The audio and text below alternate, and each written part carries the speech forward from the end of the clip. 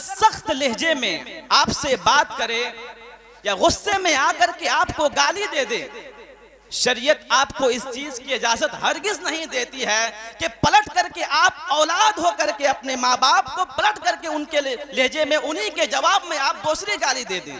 शरीयत इस चीज की इजाजत हमें नहीं देती है। ये अलग बात है कि उन्होंने गलत किया है, गाली उन्होंने दी है, तो उनका अमल उनके साथ में है। कल क़यामत के दिन उन्हें इस बारे में उसे भुगतना पड़ेगा, हमारे वालिदैन को। लेकिन शरीयत हमें हरगिज इस चीज की इजाजत नहीं देती कि हम पलट करके अपने माँ बाप को गाली दे दें। मैं आपको हदीस मुबारका सुनाता हूँ। हजरत इब्ने मसऊद रज़ी अल्लाह तबारक व तआला अन्हु रावी हैं। बस मैं कुछ ही मिनट में रुखसत हो जाऊंगा। आप रावी हैं अन इब्ने मसऊद रज़ी अल्लाह तआला अन्हु क़ाल सअल्तु नबिय सल्लल्लाहु अलैहि वसल्लम अय्युमल अअमालु अहब्बा इलल्लाह। आप अर्ज करते हैं हुजूर की बारगाह में, या रसूल अल्लाह, अल्लाह रब्बुल इज्जत के नजदीक सबसे ज्यादा पसंदीदा चीज कौन सी चीज है? मेरे आका इरशाद फरमाते हैं अस्सलातु लिवक्तिहा, वक्त पर नमाज अदा करना ये अल्लाह रब्बुल इज्जत के नजदीक सबसे पसंदीदा चीज है।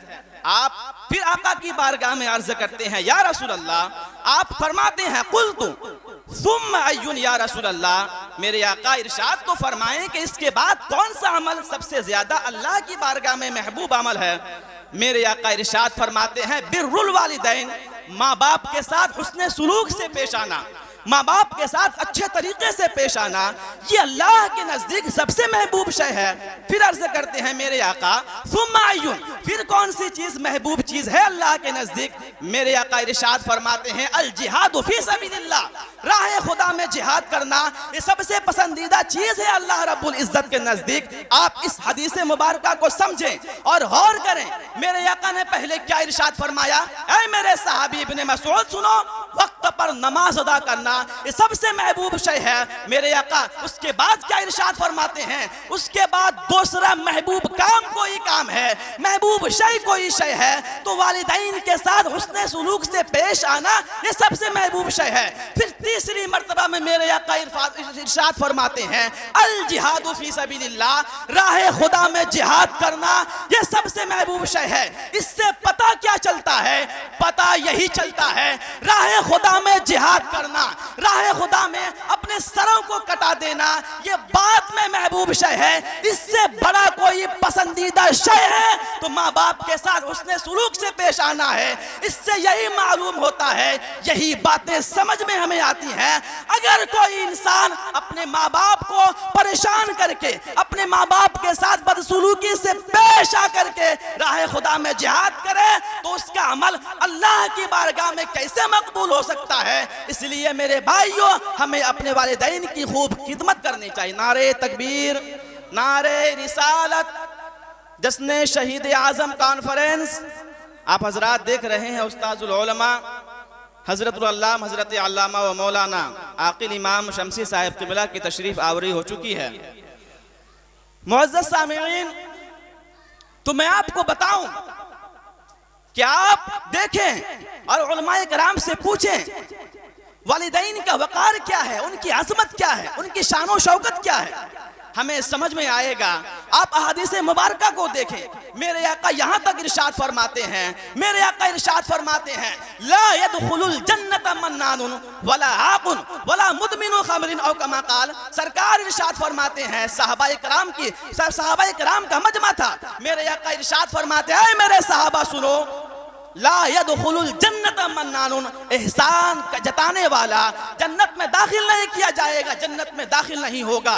यानी आप में से किसी इंसान ने, दौलत वाले इंसान ने किसी गरीब की मदद कर दी, अब वो अपनी वाहवाही के लिए, अपनी बड़ाई जाहिर करने के लिए, अपनी शान और शौकत को जाहिर करने के लिए किसी इंसान के पास में जाकर के कहे कि मैंने फला इंसान की मदद की है, अपने एहसान को जतलाने की कोशिश करे, ऐसे इंसान का ये अमल हरगिज हरगिज बार बारगाह खुदाबंदी में कबूल नहीं होगा, कितनी ही दौलत वो क्यों ना खर्च कर दे, उसका ये अमल बारगाह खुदाबंदी में कबूल नहीं होगा। मेरे आका इरशाद फरमाते हैं ला यदखुलुल जन्नत मन्नानुन वला आकुल, और मेरे आका इरशाद फरमाते हैं वो इंसान जो अपने माँ बाप के साथ बदसलूकी से पेश आता है, ऐसे इंसान को भी कल क़यामत के दिन जन्नत में दाखिल नहीं किया जाएगा।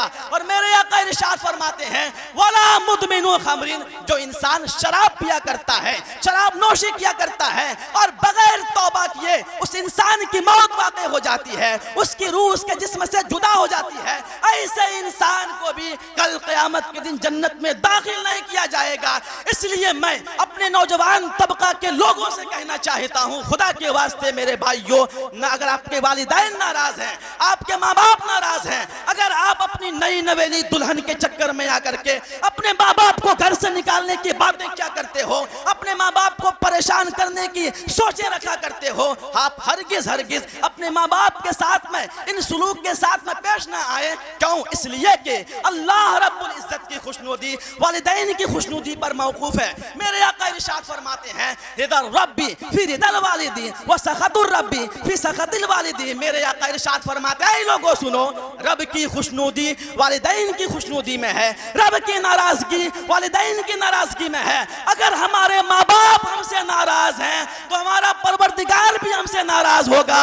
अगर हमारे माँ बाप हमसे खुश हैं तो अल्लाह रब्बुल इज्जत की खुशनुदी भी हमें मिलती नजर आएगी। इसलिए हमें अपने वालिदैन की खिदमत करनी चाहिए, हमें अपने वालिदैन के साथ में हुस्ने सुलूक से पेश आना चाहिए।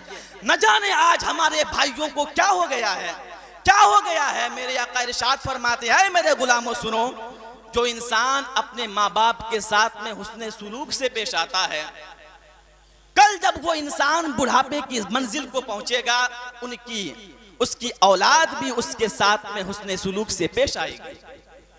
अब आप इसके बरअक्स को देखें, उसका उल्टा देखें, तो यही बात समझ में आती है। अगर हम अपने माँ बाप के साथ बदसलूकी से पेश आते हैं, कल हमें भी बुढ़ापे की मंजिल को पहुंचना है, कल हमें भी डंडे के सहारे से चलना है। कल जब बुढ़ापे की मंजिल को हम पहुंच जाएंगे और हमारा एक पैर चारपाई पे लटक रहा होगा, एक पैर कब्र की मंजिल पे लटक रहा होगा, अगर हमने नौजवानी में अपने माँ बाप के साथ बदसलूकी से पेश आए हैं, हम कल जब बुढ़ापे की मंजिल को पहुंचेंगे, हमारे लड़के भी हमारे साथ में इसी तरह बदसलूकी से पेश आएंगे। ऐसा हुआ है, उलमा बयान करते हैं, एक इंसान अपने बाप को गठरी में बांध करके कंधे में उठा करके एक कुएं में डालने के लिए जाता है। बाप, बूढ़ा बाप जिसमें बोलने की ताकत नहीं होती है, अपने कमजोर सी हालत में अपने बेटे से कहता है मेरे बेटे सुन लो, इस कुएं में हरगिज मुझे मत डालो। बेटा बिल्कुल बेचैन हो जाता है, कहने लगता है अब्बा जान क्या वजह है कि आप मुझे इसमें डालने से मना कर रहे हैं। बाप कहने लगता है बेटा सुन, इसी कुएं में जब मैं जवानी की मंजिल को था, मैंने भी अपने बाप को कंधे में उठा करके इसी कुएं में डाला था। बाप बेटा समझ जाता है कि मेरे बाप ने अपने बाप के साथ में ऐसा सुलूक किया, मैं अपने बाप के साथ में ऐसा सुलूक करूंगा। कल जब मैं बुढ़ापे की मंजिल को पहुंचूंगा, मेरा बेटा भी मेरे साथ में ऐसा ही पेश आएगा। बेटा उसी वक्त अपने बाप को कंधे में उठा करके घर की तरफ लाता है और अपने बाप की बारगाह में गिड़गिड़ा करके रोता है, अल्लाह की बारगाह में इस्तिग़फ़ार किया करता है। इससे क्या सबक मिलता है हमें? यही सबक मिलता है। मेरे आका ने जो इरशाद फरमाया, अगर तुम अपने माँ बाप के साथ हुस्ने सुलूक से पेश आओगे, कल जब तुम बुढ़ापे की मंजिल को पहुंचोगे, तेरे बच्चे भी तेरे साथ में हुस्ने सुलूक से पेश आएंगे। लेकिन खबरदार सुन लो, अगर तुम अपने माँ बाप के साथ बदसलूकी से पेश आते हो तो खबरदार तुम्हें भी बुढ़ापे की मंजिल को पहुंचना है, तेरे बच्चे भी तेरे साथ में इसी तरह बदसलूकी से पेश आएंगे, इसी तरह बदसलूकी से पेश आएंगे।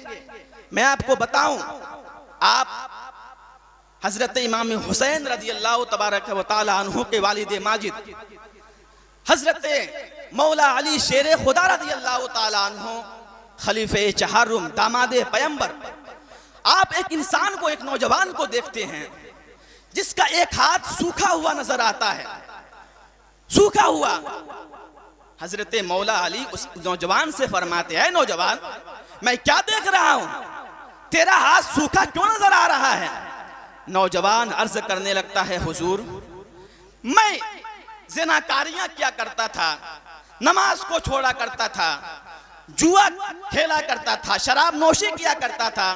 मेरे वालिद ने मुझे बहुत समझाया, समझाने की कोशिश की, बेटा तुम इस चीज से बाज आ जाओ, अल्लाह रब्बुल इज्जत की पकड़ बहुत सख्त है, कल क़यामत के दिन तुम्हें इस चीज की सजा मिलेगी। तुम शराब नोशी को खत्म कर दो, जुआ खेलना छोड़ दो, ज़िनाकारियां करना छोड़ दो। हुजूर मैं अपने वालिद की बात पर ना आया। जब मेरे वालिद ने कई मर्तबा मुझसे कहा कि बेटा तू छोड़ दे, मैं गुस्सा में आकर के अपने बाप को एक तमाचा मार बैठा। अल्लाहु अकबर कबीरा। नौजवान कहता है, हुजूर मैंने जैसे ही अपने बाप को तमाचा मारा, और ये बात मैं कह दूं आपको, मेरे आका ने क्या इरशाद फरमाया है, सलासु दावातिन मुस्तजाबातुन ला शक्का फीहिन्ना।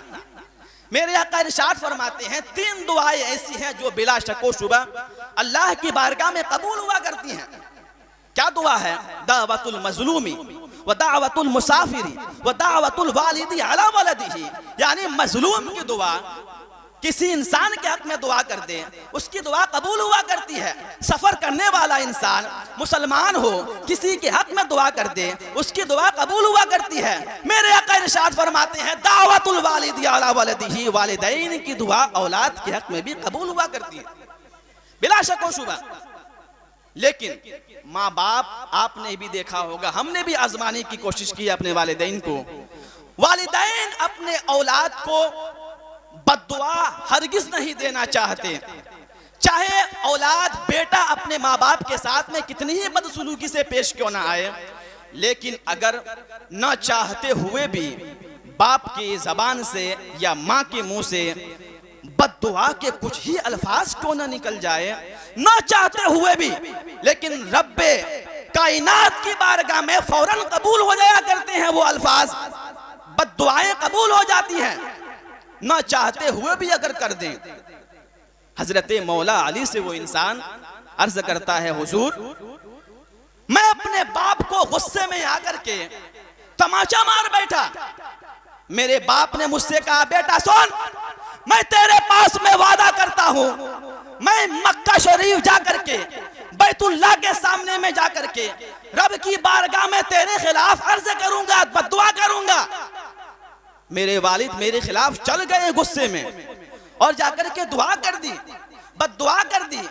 उनकी जबान से अल्फाज निकलना थे, रब की बारगाह में कबूल हुई उनकी बद्दुआ, और मेरा ये दाहिना हाथ जो है सूखा नजर आ रहा है। फिर मैं जब ये समझा, मैं उसी वक्त अपने वालिद की बारगाह में गया, रोता हुआ, गिड़गिड़ाता हुआ, सिसकता हुआ, मेरे अब्बू जान अब मुझे माफ फरमा दें, मेरी खता को माफ कर दें, अब मैं हरगिज मरते दम तक कभी भी आपकी मैं बुराई ना करूंगा, आपके साथ में बदसलूकी से पेश नहीं आऊंगा। बाप तो बाप होता है ना, बाप के अंदर में तो बेटे का प्यार होता ही है।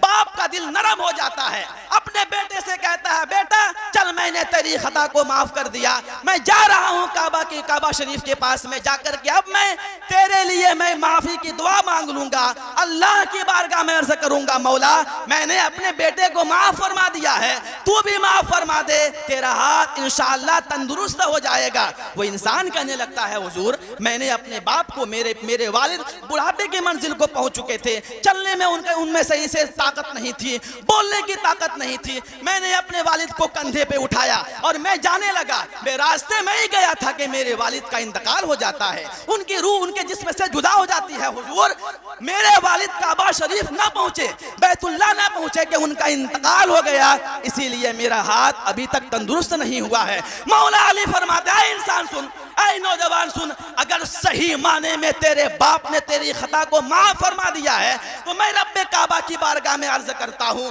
दुआ करता हूँ। हजरत मौला अली अल्लाह की बारगाह में 2 रकात नमाज अदा किया करते हैं, उसके बाद बारगाह खुदाबंदी में दुआ किया करते हैं कि मौला अगर सच में इसके वालिद ने इसके खताओं को माफ फरमा दिया है तो मौला इस इंसान के हाथ को तंदुरुस्त फरमा दे, सही व सालिम फरमा दे। हजरत मौला अली का अल्लाह की बारगाह में अर्ज करना था, उस इंसान का हाथ तंदुरुस्त हो जाता है, सही हो जाता है। इससे क्या पता चलता है मुसलमानों? यही मालूम होता है अगर हमने अपने माँ बाप की नाफरमानी की है, उनके साथ में बदसलूकी से पेश आए हैं, अगर वो ना भी चाहें, ना चाहते हुए भी अल्लाह की बारगाह में अगर आपके खिलाफ कुछ अल्फाज ही बोल दें तो आपकी दुनिया भी बर्बाद हो सकती है, आखिरत भी बर्बाद हो सकती है। जब आपके माँ बाप आपसे नाराज रहेंगे, ना आपके फराइज अल्लाह की बारगाह में कबूल होंगे, ना नवाफिल अल्लाह की बारगाह में कबूल होंगे। इसलिए मेरे भाइयों, हमें अपने वालिदैन की खिदमत करनी चाहिए, उनकी शान और शौकत को समझना चाहिए। एक सहाबी हुजूर की बारगाह में हाजिर हुए, या रसूल अल्लाह, मैंने ऐसे रास्ते से 6 मील तक अपनी वालिदा को कंधे पर उठा करके 6 मील तक मैं चला हूं, मेरे आका क्या मैंने अपनी वालिदा के सारे हुकूक को अदा कर दिया? मेरे आका इरशाद फरमाते हैं, मेरे सहाबी सुन, जब तेरी पैदाइश हो रही थी, तेरी पैदाइश के वक्त में तेरी माँ के अंदर में जो दर्द हो रहे थे, उन दर्दों में से हो सकता है कि एक दर्द का तुमने हक अदा किया है। वो सहाबी ये भी अर्ज किए थे कि हुजूर ऐसे रास्ते से मैंने सफर किया है, अगर उसमें गोश्त डाल दिया जाए तो गोश्त मारे गर्मी की तपिश से वो कबाब बन जाएगा। ऐसे रास्ते से मैंने अपनी वालिदा को कंधे पे उठा करके 6 मील तक सफर करवाया है। लेकिन मेरे आका ने क्या इरशाद फरमाया, सुन, जो दर्द तेरी वालिदा को हुए थे, उन दर्दों में से हो सकता है कि तुमने एक हिस्से का सिर्फ हक अदा किया हो। इसलिए मेरे भाइयों, हमें अपने वालिदैन की खिदमत करनी चाहिए। अगर हमारे माँ बाप हमसे नाराज होंगे तो सुन लो, हो सकता है कि मरने के वक्त जब हमारी रूह हमारे जिस्म से जुदा हो रही होगी तो कलमा भी नसीब हो सकता है या नहीं हो सकता है, इसकी भी कोई गारंटी नहीं है। मैं बताऊं आपको, एक सहाबी हैं हजरत अलकमा रदियल्लाहु ताला अन्हु के बारे में बयान करते हैं। आज जो हमारे नौजवान अपने माँ बाप के साथ, अपनी बीवी, अपने बच्चों के चक्कर में अपने माँ बाप को परेशान करते हैं, वो इससे सबक हासिल करें। आप क्या फरमाते हैं, एक हजरत अलकमा थे, आपकी रूह निकलने का वक्त था, आपके रूह जिसमें से रूह परवाज हो रही थी कि आपको कलमा नसीब नहीं होता है, उसमें मुश्किल का सामना करना पड़ता है। आपकी बीवी हुजूर की बारगाह में आकर के अर्ज करती है, या रसूल अल्लाह ऐसा ऐसा मामला पेश हुआ है। मेरे आका इरशाद फरमाते हैं, हजरत अलकमा की ज़ौजे मोहतरमा सुनो, क्या इनके वालिदैन इस दुनिया में मौजूद हैं? कहती हैं कि हुजूर वालिद तो नहीं है लेकिन वालिदा मौजूद है। हुजूर फरमाते हैं कि उनकी वालिदा को बुलाया जाए। वालिदा को बुलाया जाता है। मेरे आका इरशाद फरमाते हैं, अलकमा की वालिदा सुनो, क्या तुम अपने बेटे से नाराज हो? कहती है कि हाँ हुजूर मैं नाराज हूँ। नाराज होने की वजह वो इसलिए कि मेरा बेटा मेरे मुकाबले में अपनी बीवी की बात को ज्यादा तरजीह दिया करता है, इसीलिए मैं अपने बेटे से नाराज हूँ। मेरे आका इरशाद फरमाते हैं, हजरत अलकमा की वालिदा तुम अपने बेटे को माफ कर दो। कहती है कि हुजूर नहीं माफ करूंगी, मेरे साथ इसने बहुत सारी बदसलूकी की है। मेरे आका उसी वक्त अपने सहाबी हजरत बिलाल को हुक्म देते हैं, बिलाल लकड़ियों को जमा करो और लकड़ियों को जमा करके अलकमा को इसी आग के अंदर में आग जला करके इसी आग में डाल दो।